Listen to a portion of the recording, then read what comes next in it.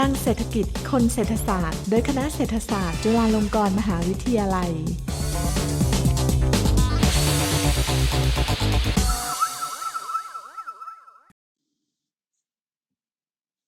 สวัสดีค่ะท่านผู้ฟังทุกท่านยินดีต้อนรับเข้าสู่รายการคลังเศรษฐกิจคนเศรษฐศาสตร์โดยคณะเศรษฐศาสตร์จุฬาลงกรณ์มหาวิทยาลัยค่ะ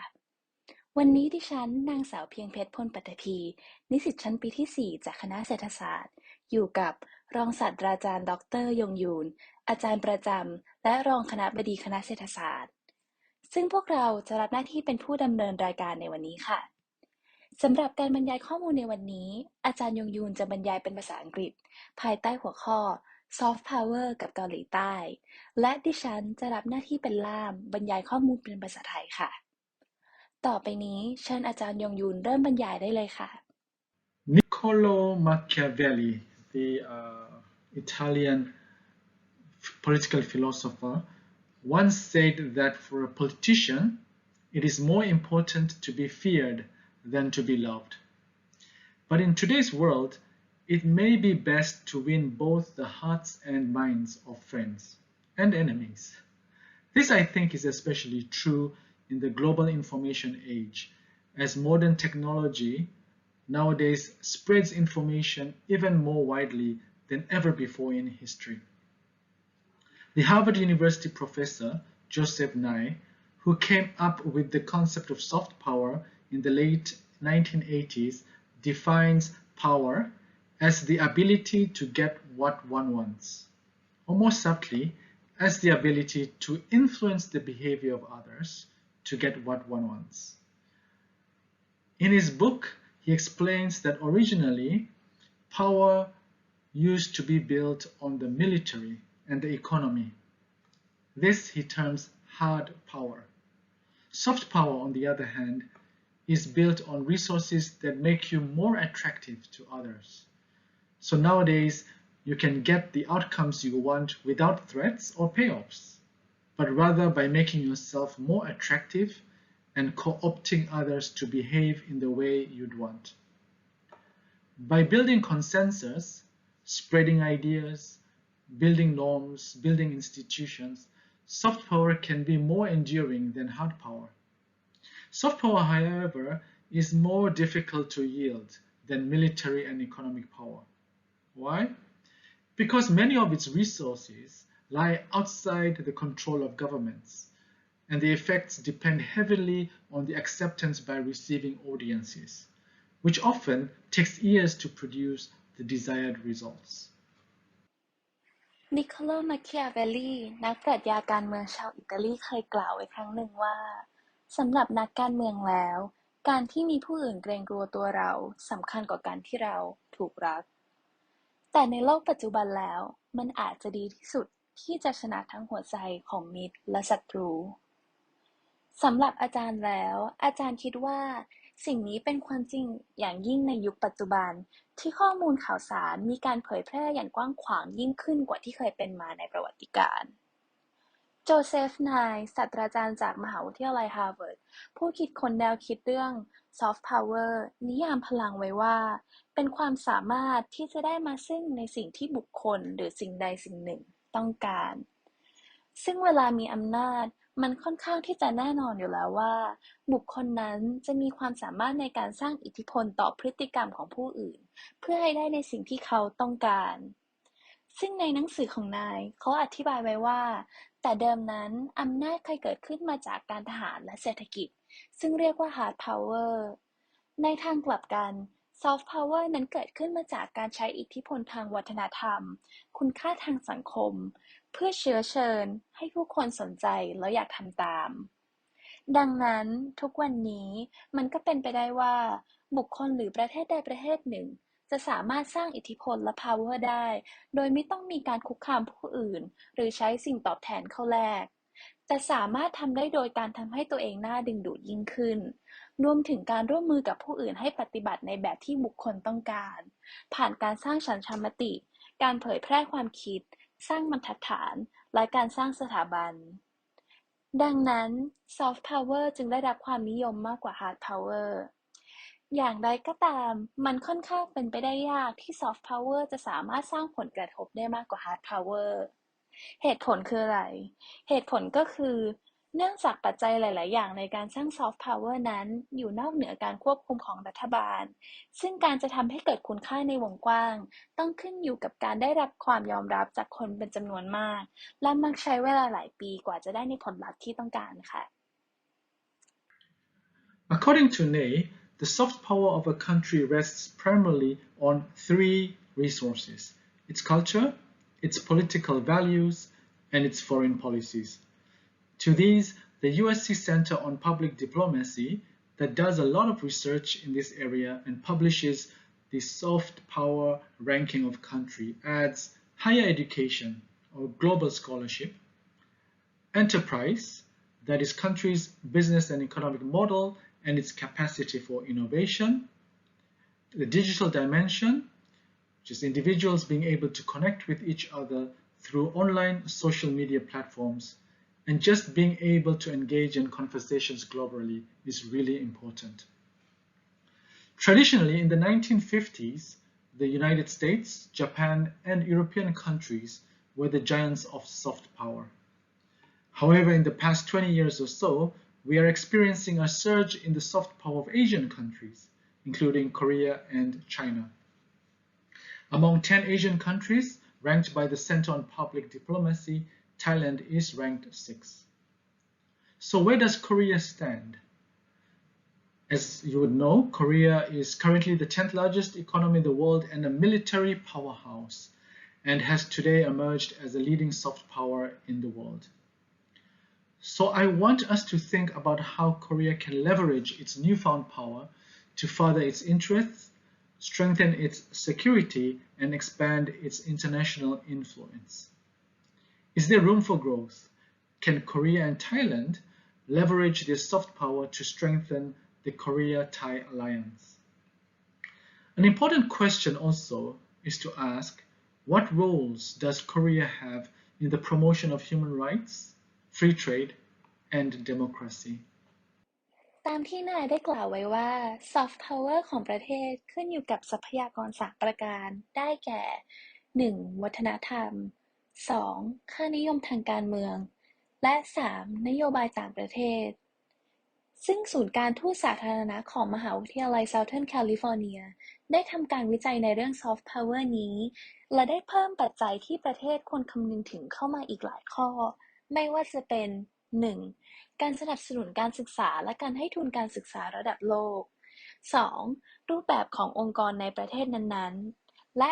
3. มิติทางด้านเทคโนโลยีที่ส่งเสริมการแพร่กระจายของอิทธิพล Soft Power ในช่วง 20 ปีที่ผ่านมา เราจะเห็นได้ว่ามีเทรนด์การเติบโตของ Soft Power ที่สูงขึ้นมากในประเทศแถบเอเชีย รวมทั้งเกาหลีและจีนเอง ซึ่งในบรรดา 10 ประเทศในเอเชีย ประเทศไทยจะอยู่ในอันดับที่ 6 และคำถามก็คือ แล้วเกาหลีอยู่ตรงไหน ดังนั้นอาจารย์เลยต้องการที่จะมาวิเคราะห์ว่าเกาหลีจะใช้ประโยชน์จากพลังที่ค้นพบใหม่นี้เพื่อดึงดูดเสริมสร้างความมั่นคงรวมทั้งขยายอิทธิพลระหว่างประเทศได้อย่างไรบ้างและเกาหลีและไทยเองจะสามารถใช้ Soft Power เพื่อเสริมสร้างความแข็งแกร่งให้กับพันธมิตรระหว่างสองประเทศได้จริงหรือไม่นอกจากนี้อีกคำถามที่สำคัญก็คือเกาหลีเองจะมีบทบาทอย่างไรในการส่งเสริมสิทธิมนุษยชนการค้าเสรีและประชาธิปไตยค่ะ Korea is now, as I said, the 10th largest economy in the world and a military powerhouse. But that's hard power. What about Korea's soft power? This is a more recent event. The word K-pop didn't exist even 20 years back, when the music scene in Korea was dominated mainly by Western music. Then something happened in the mid-1990s, and according to some commentators on Korea, the convergence and confluence of technology and culture, the idea of fusing both culture and technology, which is in fact the business model of Lee Soo-man of SM Entertainment, has allowed K-pop to explode into the international scene. In the late 1990s, that's before 2000, a lot of Korean pop culture and pop music was just made for Korea. It was just made by Koreans for Koreans. And then from 2000 to about 2010, Korea transitioned in the same way that we saw, say, with Samsung smartphones and Hyundai cars and LG TVs. Korean pop culture, and in particularly K-pop, started evolving into a phase where the music, although made in Korea, was starting to find traction and attraction across Asia. After 2010, Korea transitioned again. K-pop was no longer made for Korea. It was no longer made in Korea. It was still made by Korea, but we started seeing a lot of K-pop music artists and companies becoming not just multilingual, but multicultural, and more importantly, multinational.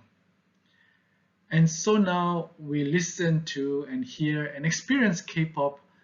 It is somewhat similar as when we look at a Hyundai car that has been designed by somebody, say from Germany, that might have been put together in a factory in Poland and is sold elsewhere in Europe or Africa or Latin America. K-pop is really no different in terms of that kind of production process and marketing process and promotion process, because K-pop has truly gone global, not just in terms of its appeal, and also in terms of its creative and commercial aspects. A good illustration today is the #1 song in the US Billboard Hot 100 is a collaboration between Coldplay and BTS. This would be totally unthinkable a few years ago. And congratulations to BTS again for becoming the first Asian act to win the top prize at the American Music Awards. ในปัจจุบันเกาหลีเป็นประเทศที่มีเศรษฐกิจใหญ่เป็นอันดับ10ของโลกและเป็นมหาอำนาจทางการอาหารแต่นั่นก็คือ Hard Power ในทางกลับกัน Soft Power เป็นอะไรที่กำลังเติบโตอย่างมากในทุกๆวันนี้เช่นกันตัวอย่างเช่นเมื่อ20ปีก่อนวงการดนตรีในเกาหลีถูกครอบงำโดยดนตรีตะวันตกเป็นหลักแต่พอมาในช่วงกลางทศวรรษที่ 1990 มีแนวคิดในการหลอมรวมทั้งวัฒนธรรมและเทคโนโลยีเกิดขึ้นและหลังจากนั้นตั้งแต่ปี 2000 จนถึงช่วงปี 2010 ประเทศเกาหลีเองก็เริ่มเปลี่ยนตัวเองไปในทิศทางเดียวกับที่เราเห็นบริษัทต่างๆในประเทศเปลี่ยนแปลงวัฒนธรรมป๊อปของเกาหลีโดยเฉพาะอย่างยิ่ง K-POP เริ่มได้รับความสนใจจากทั่วเอเชียซึ่งเราก็จะเริ่มเห็นศิลปินและบริษัทเพลงจำนวนมากที่มีการนำความหลากหลายทางวัฒนธรรมเข้ามาใช้ในการทำเพลงรวมทั้งมีนักร้องและสมาชิกวงจากหลากหลายประเทศดังนั้นถ้าเราเปรียบเทียบเพลง K-POP กับรถยนต์ฮุนไดเราจะเห็นว่ารถยนต์ฮุนไดได้รับการออกแบบจากประเทศเยอรมนีแต่ถูกประกอบที่โรงงานในโปแลนด์และถูกส่งต่อไปขายในยุโรปหรือแอฟริกาหรือละตินอเมริกาเองซึ่ง K-POP นั้นก็ไม่ได้แตกต่างกับฮุนไดในแง่ของกระบวนการผลิตกลยุทธ์ทางการตลาดและการขายเลยในปัจจุบันวงการเพลง K-POP จึงนับได้ว่าได้ก้าวไปสู่ระดับโลกอย่างแท้จริงไม่เพียงแต่ในแง่ของความน่าดึงดูดใจเท่านั้นแต่ยังรวมไปถึงในแง่ของความสร้างสรรค์และเชิงพาณิชย์อีกด้วยอีกหนึ่งตัวอย่างที่เราเห็นได้ชัดในทุกๆวันนี้ก็คือการร่วมงานกันระหว่าง Coldplay และ BTS ซึ่งเป็นวงบอยแบนด์จากเกาหลีที่ได้ร่วมกันทำเพลงและขึ้นอันดับ1ในบิลบอร์ดของสหรัฐอเมริกาค่ะAccording to the Hyundai Research Institute, BTS alone is estimated to bring more than $3.6 billion into Korean economy annually. Before the pandemic, it was estimated that around 800,000 tourists in South Korea, that's about 7% of all visitors, actually visited South Korea because of BTS. Not to mention the strong showing of Parasite at the Academy Awards in 2020. It won 4 Oscars, including becoming the first non-English language film to win Best Picture. This illustrates how Korean popular culture has expanded well beyond music. Netflix Korean drama, K-drama, is a very successful cultural export. I'm sure many of you have watched Squid Game, the Korean original Netflix series, which has become the newest cultural sensation all over the world, the biggest show in Netflix history in any language, hitting the #1 spot in over 90 countries, including Thailand. This is incredible that Korean pop culture is the #2 export item last year in the midst of the pandemic. It earned Korea about $10.6 billion in exports. That's about 1.5 times bigger than electronic exports out of Korea and 2.6 times more than mobile smartphone exports out of Korea. จากข้อมูลของสถาบันวิจัยฮุนไดพบว่าวง BTS เพียงวงเดียวสามารถนำเงินเข้าสู่เศรษฐกิจของเกาหลีได้มากกว่า 3.6 พันล้านดอลลาร์ต่อปีก่อนเกิดโรคระบาดโควิด -19 และทางสถาบันวิจัยยังพบว่านักท่องเที่ยวในเกาหลีใต้ประมาณ 800,000 คนซึ่งคิดเป็น 7% ของนักท่องเที่ยวทั้งหมดเดินทางมาเกาหลีใต้เพราะวง BTS ยิ่งไปกว่านี้ภาพยนตร์ Parasite ซึ่งเป็นผลงานภาพยนตร์จากประเทศเกาหลีได้รับรางวัลออสการ์รวมทั้งสิ้น 4 รางวัลจากงาน Academic Award ในปี 2020 ที่ผ่านมาซึ่งนับเป็นภาพยนตร์ที่ไม่ใช่ภาษาอังกฤษเรื่องแรกที่ได้รับรางวัล Best Picture อีกด้วยซึ่งเหตุการณ์นี้แสดงให้เห็นว่าวัฒนธรรม Pop Culture ของเกาหลีได้ขยายออกไปนอกเหนือจากเพียงแค่วงการดนตรีนอกจากนี้ละครเกาหลีรวมทั้งภาพยนตร์ใน Netflix เองอาทิ Squid Game ก็ได้เป็นกระแสวัฒนธรรมที่ประสบความสำเร็จอย่างมากทั่วโลกได้รับการรับชมเป็นอันดับ 1ในกว่า 90 ประเทศทั่วโลกรวมถึงประเทศไทยเองซึ่งนับเป็นอีกหนึ่งเรื่องที่น่าเหลือเชื่อที่วัฒนธรรมป๊อปของเกาหลีเป็นสินค้าส่งออกมากที่สุดอันดับ 2 ในปี 2020 นับเป็นมูลค่าประมาณ 10.6 พันล้านดอลลาร์ซึ่งถือมากกว่ารายได้จากการส่งออกอุปกรณ์อิเล็กทรอนิกส์ประมาณ 1 เท่าครึ่งและมากกว่าการส่งออกสมาร์ทโฟนมือถือ 2.6 เท่า I would like to come back to the idea of technology and how it blends with culture, which I think is the key idea that I would want to share with you in this talk. As many of you know, there is in Korea technology equivalents of what are considered normal dominant standards in the West. For example, Naver is considered by many as Korea's Google. There's usually a Korean version of major platforms and services in the West. But what I want to say is that Korea's technology has actually not only pulled up level, but in some ways has actually gone ahead. For instance, during COVID, Korea was the fastest growing music market in the world at 44% year-on-year growth, which stuns many people as the pandemic for many was really hard for most industries all around the world. But during COVID, Korea pivoted with amazing live streaming technology, which now has not only done wonders for Korean acts, but Universal Music, for example, has now decided that they want to use Korean technology and music streaming platforms through creating a joint venture. But soft power does not end with K-pop. There was the 2018 Pyeongchang Winter Olympics, and Korean sports and sportsmen and women have dominated from things like golf to archery. And of course, my favorite, Tottenham's Son Heung-min. There's also a billion-dollar gaming industry, contemporary of arts and crafts, healthcare and K-beauty, and of course, K-food. Also, one of the critical sources of Korean soft power, which has really helped shift other nations' view of Korea, is the number of foreign students studying in Korea, which grew to a pre-pandemic high of 160,000 foreign students in 2019, compared to just 12,000 in 2003. ย้อนกลับมาที่แนวคิดของเทคโนโลยีและการผสมผสานกับวัฒนธรรมอย่างที่หลายๆคนอาจจะทราบแล้วว่าเทคโนโลยีในเกาหลีมีความก้าวหน้าเทียบเท่าเช่นเดียวกับเทคโนโลยีในฝั่งชาติตะวันตกตัวอย่างเช่น Naver ที่หลายคนถือว่าเป็น Google ของชาวเกาหลี ซึ่งโดยปกติแล้วเราจะพบเห็นแพลตฟอร์มและบริการต่างๆที่เกาหลีมีเช่นเดียวกับฝั่งตะวันตก แต่ประเด็นที่สำคัญคือเทคโนโลยีของเกาหลีไม่เพียงแต่มีประสิทธิภาพที่เพิ่มมากขึ้นเท่านั้น แต่เทคโนโลยีของเกาหลียังได้พัฒนาก้าวข้ามผ่านข้างหน้าไปด้วยในหลายแง่มุม ตัวอย่างเช่น ในช่วงของการแพร่ระบาดโควิด -19 เกาหลีเองเป็นตลาดเพลงที่เติบโตเร็วที่สุดในโลก โดยเติบโต 44% เมื่อเทียบเป็นรายปี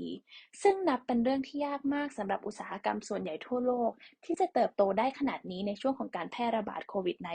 -19 และเราจะเห็นได้ว่าในช่วงที่ผ่านมาอย่างค่ายเพลงระดับโลกอย่าง Universal Music ก็ได้มีการตัดสินใจการนำเทคโนโลยีของเกาหลีและแพลตฟอร์มสตรีมมิ่งมาใช้ผ่านการสร้างความร่วมมือกับทางบริษัทเกาหลีเอง อย่างไรก็ตามซอฟต์พาวเวอร์ไม่ได้ถูกจำกัดแค่เกิดขึ้นจากวงการเพลงเคป๊อปเท่านั้นซอฟต์พาวเวอร์เองก็ยังเกิดขึ้นจากแง่มุมอื่นๆด้วยตัวอย่างเช่นในการแข่งขันกีฬาโอลิมปิกฤดูหนาวในปี 2018 ที่พยองชาง มีนักกีฬาทั้งชายและหญิงจากเกาหลีมากมายที่ได้เข้าร่วมการแข่งขันต่างๆ เช่นกอล์ฟไปจนถึงการยิงธนู รวมไปถึงอุตสาหกรรมเกมที่มีมูลค่าหลายพันล้านดอลลาร์ อุตสาหกรรมศิลปะร่วมสมัยและงานฝีมือ การดูแลสุขภาพและความงามแบบเกาหลี และแน่นอนที่ขาดไม่ได้ก็คืออาหารเกาหลีนั่นเอง นอกจากนี้หนึ่งในปัจจัยสำคัญที่ก่อให้เกิดซอฟต์พาวเวอร์ของเกาหลีก็คือจำนวนนักเรียนต่างชาติในเกาหลีที่เพิ่มสูงขึ้นถึง 160,000 คนในปี 2019 เทียบกับเพียง 12,000 คนในปี 2003 Let me wrap up. Needless to say, many difficult challenges as well as opportunities and threats lie ahead for Korea's soft power. Korea faces an aging population with increasing cost of living. Many Koreans live under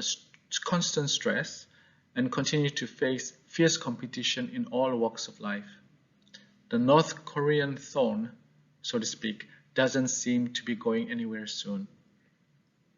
And in the context of today's talk, Korea still needs to find its feet beyond culture and technology moving forward. But what I considered quote-unquote Korean, I think is now being redefined. And if anything, maybe is being expanded, and that's really just out of necessity. In the sense that, for instance, as Korea's population is aging and maybe even shrinking, this requires Korea to start thinking of immigrants and people non-Korean who become Korean citizens and classify and consider them, embracing them as Korean. Given the many uncertainties, however, Korea and Thailand can learn a great deal in the success of its music industry, especially how it has adapted to face the many challenges. We are witnessing how the industry has reached out to collaborate and work with people from all over the world. And it's not just out of charity, it's just good business sense. And so I think that as K-pop and Korean pop culture goes global, I hope we will start seeing a reflection of Korea becoming maybe perhaps more diverse as well. I mean, if you watched Squid Game and saw the casting, for example, it was not 100% Korean. It was very diverse. I would like to warn that as much as there are positives to take away in recognizing the merits of soft power, we have already seen how it can at times backfire, as with the recent experiences with China, when the Chinese government directly cracked down on K-pop fandom. But if there is anything to take away from my talk today, what I feel what needs emphasis are the creative opportunities when we blend culture and technology, which I hope I have clearly explained is Korea's competitive advantage right now. The Thailand Development Research Institute, TDRI, recently urged the public and private sector to adapt themselves to 8 post-pandemic megatrends that is expected to create huge social and digital disruptions across Thai industries. Interestingly, among the 8, 4 were related to disruptions from technology advancement and digitalization. โดยท้ายที่สุดแล้วเราสรุปได้ว่าเกาหลียังจะต้องเจอความท้าทายรวมทั้งโอกาสสำหรับการเติบโตของซอฟต์พาวเวอร์อีกมากมาย